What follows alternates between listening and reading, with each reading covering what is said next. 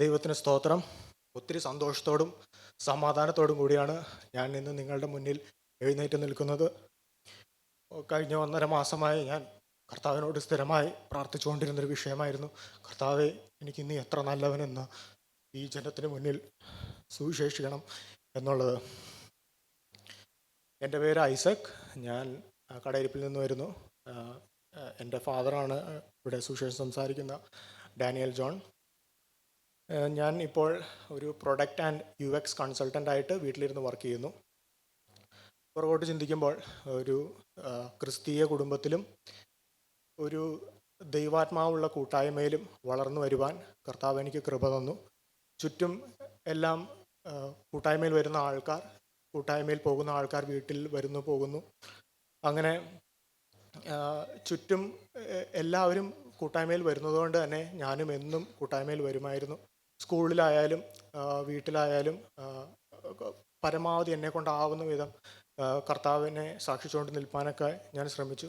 എന്നാൽ എൻ്റെ ഒരു ടീനേജ് പ്രായം എത്തിയപ്പോൾ ഞാൻ അശുദ്ധിയിലേക്കും അതുമൂലം വരുന്ന ഓരോ അശുദ്ധ പ്രവർത്തികളിലേക്കും ഞാൻ ഇറങ്ങിപ്പോയി. ഞാൻ അന്നേരം ഒന്നും അതിൻ്റെ പ്രശ്നങ്ങളോ അതുമൂലം എൻ്റെ ആത്മാവിന് വരുന്ന പ്രശ്നങ്ങളോ ഒന്നും ഞാൻ തിരിച്ചറിഞ്ഞിരുന്നില്ല. ഓരോ തവണയും കൂട്ടായ്മയിൽ വരുമ്പോൾ തീരുമാനമെടുക്കും, പക്ഷേ ഒരു 1-2 ദിവസം അത് കഴിഞ്ഞാൽ ആ തീരുമാനത്തിൻ്റെ അന്ത്യത്തിലോട്ട് പോകും. അത് കഴിയുമ്പോൾ ഇനി തെറ്റിയല്ലോ, ഇനിയിപ്പോൾ കുറച്ചും കൂടി പാപം ചെയ്താലൊന്നും പ്രശ്നമില്ല എന്ന് ഞാൻ ചിന്തിച്ചിരുന്നു. അങ്ങനെ ഇരിക്കെ എനിക്ക് 10ലും +2 നല്ല ഉയർന്ന മാർക്കുണ്ടായിരുന്നു. അതിനുശേഷം ഞാൻ പാലായിൽ എഞ്ചിനീയറിങ്ങിന് റിപ്പീറ്റ് ചെയ്യാനായിട്ട് കടന്നുപോയി. അന്ന് ഒരു സമർപ്പണമെല്ലാം എടുത്താണ് ഞാൻ പോയത്. അന്ന് അവിടെ ചെന്ന് ഓരോ ദിവസവും പഠിക്കാൻ ഒരുപാടുണ്ട്, പക്ഷേ ഓരോ ദിവസവും വൈകിട്ട് വന്ന് എത്ര ലേറ്റായാലും യേശുവിൻ്റെ പാദപീഠത്തിലിരുന്ന് ഹൃദയം തകർന്ന് കരയുവാൻ കർത്താവ് എനിക്ക് ഭാഗ്യം തന്നു. അന്ന് കർത്താവിനോട് സംസാരിക്കുമായിരുന്നു, ഇതൊന്നും സാരമില്ല, ബാക്കിയുള്ളവർക്കെല്ലാം ഉയർന്ന മാർക്ക്, എനിക്ക് അത്ര പഠിച്ചിട്ട് മാർക്ക് കിട്ടുന്നില്ല, പക്ഷേ എൻ്റെ ഭാവി യേശുവിൻ്റെ കയ്യിൽ സുരക്ഷിതമാണെന്ന് ഞാൻ വിശ്വസിച്ചിരുന്നു. അതിനുശേഷം ഞാൻ എഞ്ചിനീയറിംഗ് പഠനത്തിനായിട്ട് എറണാകുളത്തൊരു കോളേജിൽ ചേർന്നു. അതിനിടയിലാണ് 2020 ഞങ്ങൾ നിന്നിരുന്ന കൂട്ടായ്മയിൽ അനേകം പ്രശ്നങ്ങളുണ്ടായപ്പോൾ, എല്ലാവരും ഒറ്റപ്പെടുത്തിയപ്പോൾ, നിന്ദിച്ചപ്പോൾ, ആരുമില്ല എന്ന് കരുതിയപ്പോൾ, ഇതുവരെ ഒരു പ്രശ്നം പറ്റുമ്പോഴത്തേക്കും മാറിപ്പോകുന്നതാണോ ദൈവമക്കളും ദൈവസ്നേഹവും എന്ന് ചിന്തിച്ച് ഒത്തിരി കരഞ്ഞും ആ ദൈവമക്കളോടെല്ലാം പകയും വിദ്വേഷവും മനസ്സിൽ വെച്ചുകൊണ്ട് ഞാൻ നിന്നിരുന്നു. എന്താണ് പ്രശ്നമെന്നോ ആരിലാണ് ആശ്രയിക്കേണ്ടതെന്നോ ആശ്വസിപ്പിക്കാനോ ഒരു മനുഷ്യനും ഇല്ലാതിരുന്ന ഒരു സമയം. എങ്കിലും എൻ്റെ കോളേജ് പഠന സമയത്ത് ഏറ്റവും നന്നായിട്ട് എനിക്ക് ആവശ്യമുള്ളതെല്ലാം ചെയ്യുവാനും എനിക്കിഷ്ടമുള്ള രീതികളിൽ പഠിക്കുവാനും എല്ലാം വീട്ടിലും കോളേജിലും സാഹചര്യങ്ങളുണ്ടായിരുന്നു. അതെല്ലാം മാക്സിമം യൂട്ടിലൈസ് ചെയ്തുകൊണ്ട് നിൽക്കുവാൻ എനിക്ക് കർത്താവ് കൃപ തന്നു. എന്നാൽ കഴിഞ്ഞ കൊല്ലത്തിലേക്ക് ഞാൻ തിരിഞ്ഞു നോക്കുമ്പോൾ എനിക്ക് നല്ലൊരു കൊല്ലമായിരുന്നില്ല. കാര്യം, നല്ലൊരു ജോലിയുണ്ട്, ആവശ്യത്തിലേറെ സാലറി കിട്ടുന്ന ജോലിയുണ്ട്, ചുറ്റും കൂട്ടുകാരുണ്ട്, ഞാൻ പ്രകടമായ പാപത്തിലേക്കൊന്നും ഇതുവരെ ഇറങ്ങിപ്പോയിട്ടില്ല. അങ്ങനെ നിൽക്കുമ്പോൾ ഈ പണ്ട് ഞാൻ ഒരിക്കൽ ഉപേക്ഷിച്ചിരുന്ന അശുദ്ധി എന്ന പാപം എൻ്റെ ഹൃദയത്തിലേക്ക് 10 മടങ്ങായി തിരിച്ചു വന്നു. ഓരോ തവണയും തീരുമാനമെടുക്കുമ്പോഴും യേശുവേ മാറ്റിത്തരണമേ എന്ന് ഞാൻ പ്രാർത്ഥിച്ചിട്ടും, പിന്നെ ഒരു പാപത്തിൻ്റെ ഒരു ലാഞ്ചന വരുമ്പോഴേക്കും, ഒരു മോഹം വരുമ്പോഴേക്കും, അതിൻ്റെ നിമിഷ നേരത്തെ സുഖത്തിന് വേണ്ടി അതിലോട്ട് ഞാൻ ഇറങ്ങിപ്പോയിരുന്നു. അങ്ങനെ ഇരിക്കുമ്പോൾ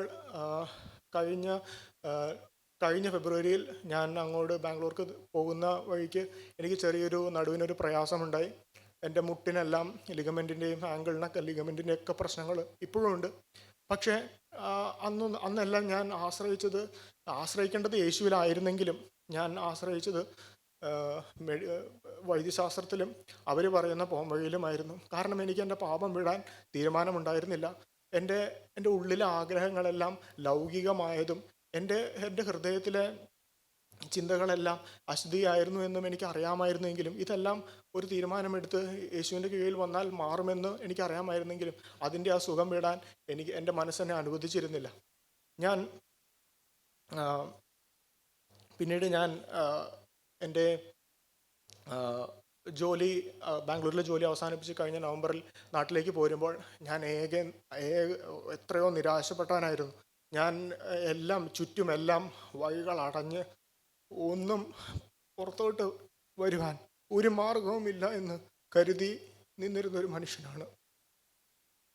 എൻ്റെ ഹൃദയത്തിൽ മുഴുവൻ അശുദ്ധിയായിരുന്നു. എൻ്റെ ഹൃദയത്തിൽ മൊത്തം കോപമായിരുന്നു. എൻ്റെ ഹൃദയത്തിൽ മൊത്തം മറ്റ് ആളുകൾ എന്ത് ചിന്തിക്കും, അവരെന്ത് പറയുമെന്നുള്ള കാര്യങ്ങളെല്ലാം ഞാൻ ചിന്തിച്ചുകൊണ്ടിരുന്നു. എനിക്ക് നാട്ടിൽ വന്നിട്ടും ഇഷ്ടംപോലെ ഫ്രീലാൻസ് വർക്കുകളെല്ലാം ഉണ്ടായിരുന്നു. പക്ഷേ ഞാൻ തലേദിവസം നെക്സ്റ്റ് ഡേ ചെയ്യാനുള്ള വർക്കെല്ലാം എഴുതി വയ്ക്കും. പക്ഷേ ഞാൻ രാവിലെ എണീറ്റ് കമ്പ്യൂട്ടറിൻ്റെ ഫ്രണ്ടിൽ മണിക്കൂറുകൾ ഇരുന്നിട്ടുണ്ട്. എൻ്റെ കൈ അനങ്ങുന്നില്ല, എനിക്ക് ചിന്തിക്കാൻ കഴിയുന്നില്ല, എൻ്റെ ബുദ്ധി വർക്ക് ചെയ്യുന്നില്ല. ഞാൻ വർഷങ്ങളായി ചെയ്യുന്ന ജോലിയാണെങ്കിലും എനിക്ക് ഒന്നും ചെയ്യാൻ സാധിക്കുന്നില്ല. എനിക്കറിയാം, അന്ന് ഞാൻ ഓർത്തു, ഞാൻ പാലയിൽ റിപ്പീറ്റ് ചെയ്തപ്പോൾ എനിക്ക് കിട്ടിയിരുന്ന മനസ്സ് തകർച്ച എനിക്കത് കിട്ടുന്നില്ല. എൻ്റെ ഹൃദയം തകരുന്നില്ല. ഞാൻ ഈ ലോകത്തിലെ ആവശ്യങ്ങൾക്ക് വേണ്ടി എൻ്റെ ദൈവത്തിനോട് പ്രാർത്ഥിച്ചു. പക്ഷേ മുഴുവനും സംശയങ്ങളായിരുന്നു. ഇതിൽ നിന്ന് ഇനി കരകയറുമോ, ഇതിൽ നിന്ന് ഇനി എനിക്ക് അതുപോലത്തെ ഒരു ജോലി കിട്ടുമോ എന്നെല്ലാം ഞാൻ ഭയപ്പെട്ടിരുന്നു. അന്ന് ഞാനൊരു സമർപ്പണമല്ല, ഞാനൊരു തീരുമാനമെടുത്തു. ഞാൻ സ്ഥിരമായൊന്ന് കൂട്ടായ്മയിൽ പോയി നോക്കട്ടെ. ഞാൻ അന്ന് കരുതി, ഞാൻ എൻ്റെ ദൈവത്തിന് യേശുക്രിസ്തു ജീവിച്ചിരുന്നോ, ഈ ഭൂമിയിൽ യേശുക്രിസ്തു ജീവിച്ചിരുന്നതിന് എന്താണ് തെളിവ് എന്ന് ഞാൻ എന്നോട് തന്നെ ചോദിച്ചിരുന്നു. ഞാൻ യൂട്യൂബിലും പല ആർക്കിയോളജിസ്റ്റുകളും ഏത്തിയസ്റ്റുകളും പല മതക്കാരും പറയുന്ന എക്സ്പ്ലനേഷൻ ഞാൻ കേട്ടു. യേശുക്രിസ്തു ജീവിച്ചിരുന്നതിന് ഈ ഭൂമിയിൽ എന്താണ് തെളിവ് എന്നാണ് ഞാൻ എന്നോട് തന്നെ ചോദിച്ചുകൊണ്ടിരുന്നത്. അതിനെല്ലാമുള്ള ഉത്തരം അറിയാനുമായി ഞാൻ പല യൂട്യൂബ് വീഡിയോകളും കൂട്ടായ്മയിൽ വരുന്നു, മറ്റു പല കൂട്ടായ്മകളിൽ പോകുന്നു, അങ്ങനെയെല്ലാം നിന്നിരുന്നു. എൻ്റെ ഹൃദയത്തിൽ മുഴുവനും ചോദ്യങ്ങളായിരുന്നു. എനിക്ക് ആരോട് ചോദിച്ചത് തീർക്കണമെന്നറിയില്ല. പല ദൈവദാസന്മാരും എനിക്ക് വേണ്ടി പ്രാർത്ഥിച്ചിട്ടുണ്ട്. അന്നേരമെല്ലാം ഒരു സൗഭാഗ്യം, ഒരു സമാധാനം എൻ്റെ ഹൃദയത്തിലേക്ക് വരുമെങ്കിലും ഒരു 2 ആഴ്ച, അതിൽ കൂടുതൽ അത് നിൽക്കുമായിരുന്നില്ല.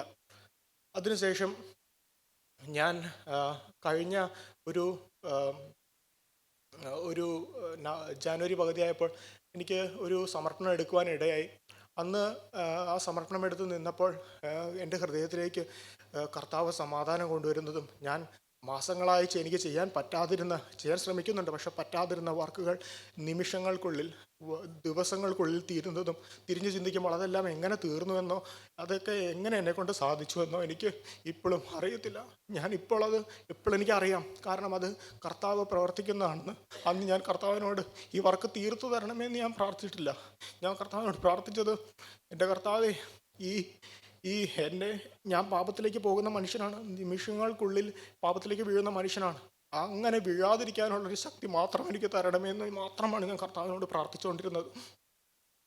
അങ്ങനെ ഇരിക്കെ ഫെബ്രുവരി ആദ്യമാണ് എൻ്റെ അപ്പയ്ക്ക് ഒരു ചെറിയ ചെസ്റ്റ് പെയിൻ വരികയും, അന്ന് അപ്പയോടൊപ്പം പ്രാർത്ഥിച്ച് പിരിയാനും, അന്ന് പിന്നീട് അപ്പയ്ക്ക് ഓഫീസിൽ വെച്ച് പ്രയാസം വരികയും, പിന്നീട് ഹോസ്പിറ്റലിലേക്ക് വരുമ്പോഴെല്ലാം ഞാൻ ആദ്യം ഹോസ്പിറ്റലിൽ ചെന്നു.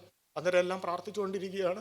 അന്നേരം അപ്പയ്ക്ക് ഇങ്ങനെ 5 ഗ്രാം ചെയ്തപ്പോൾ ഇങ്ങനെ ഒരു ബ്ലോക്ക് ഉണ്ടെന്ന് പറയുകയും, ഈ ദൈവദാസന്മാരെല്ലാം ഓടി അവിടെ വരികയും അവരോട് ഒരുമിച്ചിരുന്ന് പ്രാർത്ഥിക്കുകയും ചെയ്തപ്പോൾ എൻ്റെ യേശുവിൻ്റെ ഹൃദയത്തിൽ തന്ന ഉറപ്പും ധൈര്യവും അത് വർണ്ണിക്കാനാവുന്നില്ല. അന്ന് അപ്പ ഐസിയുവിൽ കിടക്കുമ്പോഴും ഞാൻ ബൈസ്റ്റാൻഡർ റൂമിൽ പോയിരുന്നു കരഞ്ഞ് യേശുവിനോട് പ്രാർത്ഥിക്കുമായിരുന്നു. എൻ്റെ യേശുവേ, ഞാൻ വിശ്വസിക്കുന്നു ആ ബ്ലോക്ക് മാറ്റുവാൻ നിനക്ക് സാധിക്കും. അന്ന് ഞായറാഴ്ച ഇവിടെ യോഗത്തിന് അവസാനം എല്ലാവരും ഇരുന്ന് പ്രാർത്ഥിക്കുമ്പോൾ ഞാൻ ഉറച്ചു വിശ്വസിച്ചു, ആ ബ്ലോക്ക് ഇനി അവിടെ ഇല്ല. പലരും വിളിച്ച് അത് ഒരു സെക്കൻഡ് ഒപ്പീനിയൻ എടുക്കണം, അത് വേറെ ആരെങ്കിലും കൊണ്ട് ചെക്ക് ചെയ്യിക്കണം, അത് ചെയ്തേ പറ്റത്തുള്ളൂ എന്ന് പറയുമ്പോഴും എൻ്റെ ഹൃദയത്തിൽ ഉറപ്പാണ്, ഇനി അങ്ങനെ ഒരു 5 ഗ്രാം എടുത്തു കഴിഞ്ഞാൽ അങ്ങനെ ഒരു ബ്ലോക്ക് അവിടെ ഇല്ല എന്നുള്ളത്. ഞാനത് ഇന്നും 100% വിശ്വസിക്കുന്നു. എൻ്റെ എൻ്റെ ഹൃദയത്തിൽ മുഴുവനും ചോദ്യങ്ങളായിരുന്നു. എനിക്ക് ആരോട് ചോദിക്കണമെന്ന് അറിയില്ലായിരുന്നു. ഞാനന്ന് കൂട്ടായ്മയിൽ സ്ഥിരമായി വരുവാൻ തുടങ്ങി. അന്നേരം യേശുവിനോട് ഞാൻ സ്ഥിരമായി ചോദിക്കും, എൻ്റെ യേശുവേ, ഇന്ന് ഞാനിവിടെ ഇരിക്കുമ്പോൾ എൻ്റെ ഹൃദയത്തിൽ ഇന്ന കാര്യത്തിൽ ഒരു ഡൗട്ടുണ്ട്, ഇന്ന കാര്യം ചെയ്യുന്നത് പാപമാണോ ശരിയാണോ എന്ന് എനിക്ക് അറിയത്തില്ല. അതിനുള്ള ഉത്തരം ഇന്ന് ഈ സുവിശേഷത്തിനിടയിൽ, എനിക്ക് ഈ സാക്ഷ്യങ്ങളുടെ ഇടയിൽ എനിക്ക് തരണമേ എന്ന് ഞാൻ പ്രാർത്ഥിച്ചു കൊണ്ടിരുന്നു. പക്ഷേ അപ്പോൾ ഓരോ ദിവസവും യോഗത്തിന് വരുമ്പോഴും അല്ലെങ്കിൽ ലൈവായിട്ട് മീറ്റിംഗ് കേൾക്കുമ്പോഴും അതിനുള്ള ഉത്തരമെല്ലാം ക്ലിയറും സ്ഫുടവുമായി കർത്താവ് എനിക്ക് തരുന്നത് ഞാൻ അനുഭവിച്ചു. എനിക്ക് നിങ്ങളോട് പറയാനുള്ളത് അതുതന്നെയാണ്. നിങ്ങളുടെ ജീവിതത്തിൽ എന്ത് തന്നെയായാലും യേശു ക്രിസ്തു തരുന്ന ഉറപ്പും ധൈര്യവും അത് ഒരിക്കലും മാഞ്ഞു പോകില്ല. ഒരു മനുഷ്യന് ഈ ഭൂമിയിൽ ഇത്രയും സമാധാനം അനുഭവിക്കാൻ കഴിയുമോ എന്ന് എനിക്കറിയില്ലായിരുന്നു. അത് പോസിബിൾ ആണോ എന്ന് എനിക്കറിയില്ലായിരുന്നു. പക്ഷേ ഇന്ന് ഞാനിവിടെ നിൽക്കുമ്പോൾ എൻ്റെ ഹൃദയത്തിൽ ഒരു ഭാരവുമില്ല. കാര്യം ഇഷ്ടംപോലെ വർക്കുണ്ട്, ഇഷ്ടംപോലെ ടെൻഷനുണ്ട്, ഇഷ്ടംപോലെ പ്രഷറുണ്ട്, ഭാവിയെ പറ്റിയുള്ള പ്രശ്നങ്ങളുണ്ട്. പക്ഷെ ഞാൻ ഒന്നിനെ പറ്റി പറയുന്നില്ല. കാരണം എൻ്റെ ജീവിതം ഞാൻ മുഴുവനുമായി യേശു ക്രിസ്തുവിൻ്റെ കീഴിൽ വച്ചിരിക്കുന്നു. അവനത് നിർവഹിക്കുമെന്ന് ഞാൻ പൂർണ്ണമായും വിശ്വസിക്കുന്നു. എൻ്റെ ഹൃദയത്തിൽ തന്നിരിക്കുന്ന ഉറപ്പും ധൈര്യവും അത് എൻ്റെ യേശു എനിക്ക് നാളെ നല്ലൊരു ജോലി തരാമെന്നല്ല, എനിക്ക് നാളെ ഒരു വിദേശത്ത് പോകാമെന്നല്ല, എന്നാൽ എൻ്റെ ഭാവി യേശുവിൻ്റെ കരങ്ങളിൽ പൂർണ്ണമായും കൊടുത്തത് കൊണ്ട് അവനത് 100% എൻ്റെ ഭാവിയുടെ കാര്യങ്ങൾ ഏറ്റെടുക്കുമെന്ന് ഞാൻ ഉറച്ച് വിശ്വസിക്കുന്നു. പണ്ട് പാപങ്ങൾ വരുമ്പോൾ, ഓരോ പാപങ്ങൾ വരുമ്പോൾ, അശുദ്ധിയുടെ ചിന്തകൾ വരുമ്പോൾ, നിമിഷനേര സുഖത്തിന് വേണ്ടി ഞാൻ അതിലേക്ക് വീഴുമ്പോൾ ഞാൻ ചിന്തിച്ചിരുന്നു, ഇനിയിപ്പോൾ ആ പാപം ഇനിയിപ്പോൾ അത് വന്നു, ഇനിയിപ്പോൾ രണ്ടാമത് ചെയ്താലും പ്രശ്നമൊന്നുമില്ല, ഇനിയിപ്പോൾ അശുദ്ധ ചിന്തകൾ കൂടുതൽ വന്നാലും പ്രശ്നമൊന്നുമില്ല, എന്തായാലും കർത്താവ് പോയെന്ന് ഞാൻ വിചാരിച്ചിരുന്നു. എന്നാൽ ഈ മനുഷ്യരിലും എന്നാൽ ഈ പാപത്തിന്മേൽ ജയം തരുന്ന കർത്താവ്, ഞാൻ യേശുവേ എന്ന് വിളിക്കുമ്പോഴേക്കും, പരിശുദ്ധാത്മാവ് കൊണ്ട് എന്നെ നിറയ്ക്കണമേ എന്ന് പറയുമ്പോഴേക്കും ആ പാപം മാഞ്ഞു പോകുന്നതും അതിൻ്റെ ചിന്തകൾ മാറിപ്പോകുന്നതും എനിക്ക് വർക്കിൽ ഫോക്കസ് ചെയ്യാൻ സാധിക്കുന്നതും ഞാൻ ഇന്ന് തിരിച്ചറിയുന്നു. എൻ്റെ ദൈവമക്കളെ, ഞാൻ നിങ്ങളോട് ഒരു കാര്യം മാത്രം പറയുന്നു. ഇത്രയും തീരുമാനമെടുത്തിട്ടും, ഇത്രയും പാപങ്ങൾ ചെയ്തിട്ടും, 100 തവണ യേശുവിനെ ക്രൂശിലേറ്റിയിട്ടും എന്നോട് ക്ഷമിച്ച എൻ്റെ കർത്താവ് ഇതുവരെയും വന്നുപോയ പാപങ്ങളെല്ലാം മോചിച്ച് തന്നിരിക്കുന്നുവെന്നും, ഇതുവരെ എൻ്റെ ജീവിതത്തിൽ വന്നുപോയ എല്ലാം ക്ഷമിച്ചു തന്ന ഒരു കർത്താവിനെ ഞാൻ നിങ്ങൾക്ക് മുന്നിൽ ഇന്നിവിടെ വന്നിട്ടുണ്ട് എന്ന് ഞാൻ വിശ്വസിക്കുന്നു. പണ്ട് ഞാൻ പല ദൈവമക്കളും സുവിശേഷം അറിയിക്കാൻ ഞങ്ങളുടെ വീട്ടിൽ വരുമ്പോൾ, ഞങ്ങൾ ഇന്ന കൂട്ടായ്മയിൽ പോകുന്നവരാണ്, ഞങ്ങൾക്ക് ഇതിൻ്റെ ഒന്നും ആവശ്യമില്ല എന്ന് ഞാൻ അവരെ പറഞ്ഞ് ആട്ടി ഓടിക്കുമായിരുന്നു. കഴിഞ്ഞ ദിവസം 2 ദേവദാസന്മാർ ഞങ്ങളുടെ വീട്ടിൽ വന്നു. അവർ സുവിശേഷം പറയാൻ വന്നപ്പോൾ ഞങ്ങൾ സുവിശേഷം കേൾക്കുന്നവരാണെന്ന് അവരോട് പറഞ്ഞു. അവർ ചോദിച്ചു, നിങ്ങൾ എവിടെയാണ് സുവിശേഷം കേൾക്കാൻ പോകുന്നത്? ഞാൻ പറഞ്ഞു, ഞങ്ങൾ GGF-ലാണ്, മൂവാറ്റുപുഴയാണ് സുവിശേഷം കേൾക്കാൻ പോകുന്നത്. അവർക്കതറിയാം. പക്ഷേ ഞങ്ങൾ ഇന്ന് പിൻപറ്റുന്നത് ഞങ്ങളുടെ രക്ഷിതാവും കർത്താവുമായ ഞങ്ങൾക്ക് ജീവൻ തന്ന ഞങ്ങളുടെ യേശു ക്രിസ്തുവിനെയാണെന്ന് പറയുവാൻ അവരോട് ഇടയായി. അവരോട് ഒരുമിച്ച് പ്രാർത്ഥിച്ച് പിരിയാനുള്ള ഹൃദയം, വിശാല ഹൃദയം കർത്താവ് എനിക്കിന്ന് തന്നു. ഇന്നും തിരിഞ്ഞു നോക്കുമ്പോൾ 2020 അന്ന് അകറ്റി നിർത്തിയ ദൈവമക്കളോടും അകറ്റി നിർത്തിയ ആളുകളോടും എല്ലാം പകയും വിദ്വേഷവും ഉള്ളിലുണ്ടായിരുന്നു. ഇന്ന് അവരെ കാണുമ്പോൾ നിറഞ്ഞ സ്നേഹം, അവരോട് ഒന്നിൽ പോലും ഒരു ഭാവവ്യത്യാസമില്ലാതെ സംസാരിക്കാൻ പറ്റുന്നു. അവരെ പല സ്ഥലത്തും കാണുമ്പോൾ അവരോട് അങ്ങോട്ട് ചെന്ന് മിണ്ടുവാനും കൈ കൊടുത്ത് മിണ്ടുവാനും എല്ലാം കർത്താവ് ഇന്ന് സ്നേഹം തരുന്ന ഉള്ളിൽ. ഞാൻ ഇന്ന് വീട്ടിലങ്ങോട്ടും ഇങ്ങോട്ടും നടക്കുമ്പോഴും എല്ലാം കർത്താവിനെ പറ്റി സംസാരിക്കാൻ തോന്നുന്നു. ഉള്ളിൽ ഭാരങ്ങളുണ്ട്, പക്ഷെ കർത്താവിനെ പറ്റി സംസാരിക്കാൻ തോന്നുന്നു. ഇത്രയും സ്നേഹം തന്ന യേശുവിനെ എത്ര വർണ്ണിച്ചാലും മതിയാകുകയില്ല എന്ന് ഞാൻ മനസ്സിലാക്കുന്നു. വെറും 2000 വർഷങ്ങൾക്ക് മുന്നേ, ഒരു 30-35 തലമുറകൾക്ക് മുന്നേ ഈ ഭൂമിയിൽ മനുഷ്യരൂപത്തിൽ ഇറങ്ങി വന്ന യേശു ക്രിസ്തുവിനെ ഞാൻ വിശ്വസിക്കുന്നു. അന്ന് തോമാസ് ലീഹ ഈ നാട്ടുകളിലെല്ലാം സുവിശേഷം പറഞ്ഞപ്പോഴും മനം തിരിയാതിരുന്ന എൻ്റെ പിതാക്കന്മാരിൽ നിന്നും വേർവിടുവിച്ച് ഞങ്ങളുടെ പേർ സ്വർഗത്തിൽ എഴുതി വച്ചിരിക്കുന്നത് കൊണ്ട് ഞങ്ങൾ ഇന്ന് സ്വർഗത്തിന് അവകാശികളായി ജീവിക്കുന്നു. ഇന്ന് ഞങ്ങൾക്ക് കിട്ടിയ എല്ലാ സുഖങ്ങളും കാണുമ്പോൾ കർത്താവിനെ സ്തുതിക്കാതിരിക്കാനാവുന്നില്ല. നിങ്ങളും ഇന്ന് പ്രാർത്ഥിച്ചുകൊണ്ടിരിക്കുക. ദൈവം നിങ്ങൾക്ക് എന്തിനാണോ ഉത്തരം തരുന്നത്, നിങ്ങൾ ലോകത്തിലൊരു ആവശ്യങ്ങൾ പറയണ്ട, അതൊന്നും പറയണ്ട. യേശുക്രിസ്തുവിന് നിങ്ങളുടെ ജീവിതം പൂർണ്ണമായി കൊടുത്തു കഴിഞ്ഞാൽ അവൻ നിങ്ങളുടെ ജീവിതത്തിലെ ഓരോ കാര്യങ്ങളും മാറ്റി തരുന്നത് നിങ്ങൾ കാണുമെന്ന് ഞാൻ ഉറപ്പ് പറയുന്നു. ഞാൻ ഒത്തിരി പാപങ്ങളിൽ കിടന്നവനാണെങ്കിലും, എത്ര തീരുമാനങ്ങൾ പറഞ്ഞവനായിരുന്നിട്ടും എന്നെ യേശു ഇത്രയും സ്നേഹിക്കാമെങ്കിൽ, യേശുവിന് വേണ്ടി എത്ര നാളുകൾ യേശുവിന് വേണ്ടി ജീവിക്കണം എന്ന് എണ്ണിയാൽ പോലും തീരുകയില്ല. എൻ്റെ യേശുവെ, നിങ്ങളോടൊപ്പം ഒരു നിമിഷം പ്രാർത്ഥിക്കുവാൻ ഞാൻ ആഗ്രഹിക്കുന്നു. എൻ്റെ യേശുവെ, ഈ നിമിഷം എൻ്റെ ദൈവമേ, ഞങ്ങളുടെ ജീവിതത്തിൽ ഇഷ്ടം പോലെ പാപങ്ങളുണ്ട്, ഇഷ്ടം പോലെ വ്യാധികളുണ്ട് കർത്താവെ. ഞങ്ങൾ ഈ ലോകത്തിലെ ഒരു കാര്യത്തിനും വേണ്ടി പ്രാർത്ഥിക്കുന്നില്ല കർത്താവെ. ഞങ്ങളുടെ ആത്മാവിൻ്റെ സ്വർഗരാജ്യം തരാമെന്ന് പറഞ്ഞ കർത്താവെ, ഞങ്ങളെ തന്നെ ഇന്നും നിൻ്റെ കരങ്ങളിൽ സമർപ്പിക്കുന്നു. ഞങ്ങളുടെ ഹൃദയത്തിലുള്ള വ്യാകുലങ്ങൾക്ക് ഇന്നും നീ മറുപടി തരണമേ കർത്താവെ. പൂർണ്ണമായും യേശുവിന് വേണ്ടി ഞങ്ങളെ തന്നെ സമർപ്പിക്കുന്നു കർത്താവെ.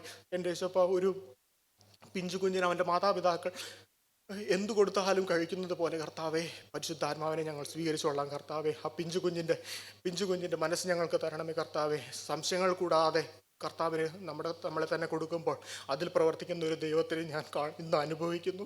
ഇന്നിവിടെ നിൽക്കുമ്പോൾ ഞാൻ അനുഭവിക്കുന്നു. ഈ നിമിഷം എൻ്റെ യേശു ക്രിസ്തു ഈ ഭൂമിയിൽ വന്നാൽ അവനോടുകൂടെ എടുക്കപ്പെടുമെന്നുള്ള 100% വിശ്വാസം കർത്താവ് എനിക്കിന്ന് തന്നിരിക്കുന്നു. ആ വിശ്വാസത്തിന് വേണ്ടി നിങ്ങളും പ്രാർത്ഥിക്കുക. എനിക്കും എൻ്റെ കുടുംബത്തിനും വേണ്ടി നിങ്ങൾ പ്രാർത്ഥിക്കണമെന്ന് ഞാൻ അപേക്ഷിക്കുന്നു. ഒരു തീരുമാനം കൂടി ഞാൻ പറയുന്നു.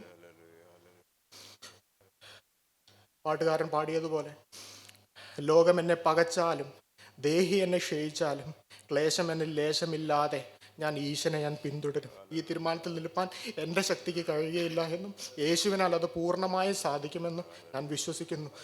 നിങ്ങളെല്ലാവരും എനിക്കും എൻ്റെ കുടുംബത്തിനും വേണ്ടി പ്രാർത്ഥിക്കണമേ എന്ന് അപേക്ഷിച്ചുകൊണ്ട് ഞാൻ എൻ്റെ സാക്ഷ്യം വിരമിക്കുന്നു.